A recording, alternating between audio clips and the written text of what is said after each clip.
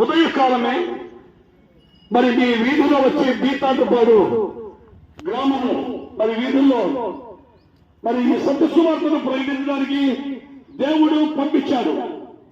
దేవుడు మానవులను ప్రేమించాడు. దేవుడు లోకమును ఎంతో ప్రేమించడు.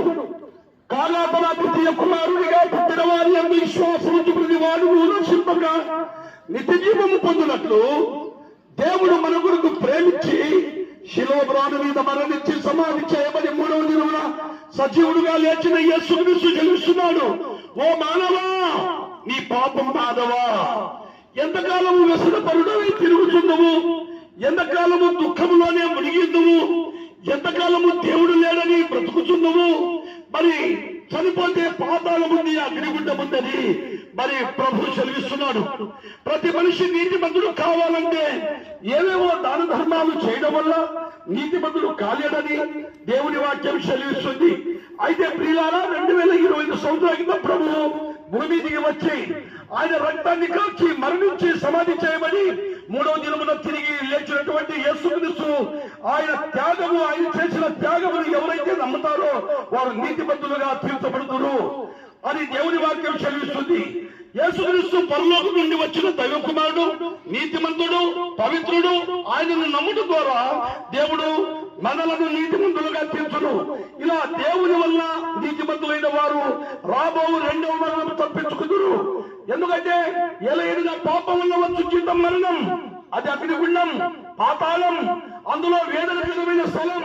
అక్కడ అగ్ని ఆరదు, పురుగు చావదు, ఎప్పుడు యుగాలు ఆత్మ కాలుతూ ఉంటుంది.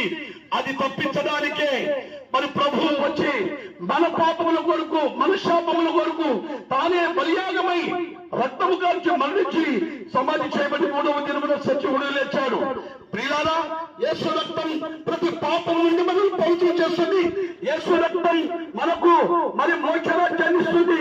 యేసుక్రీస్తు శిలువ మన కొరకే, ఆయన మన శాపాన్ని, మన పాపాన్ని తీసివేసిన గొప్ప ఏకైక వ్యక్తి ఎవరంటే యేసుక్రీస్తు ప్రభు. ఏమంటే ఇది మన కులం కాదు కదా, మా మతము కాదు కదా అని మీరు అంటున్నారా?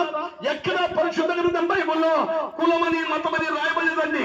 యేసుక్రీస్తు ప్రభువుగా అందరికీ దేవుడు, యేసుక్రీస్తు ప్రభువుగా సర్వలోకానికి రక్షకుడు, యేసుక్రీస్తు ప్రభువుగా సర్వమానవాన్ని రక్షించడానికి వచ్చిన మహనీయుడు.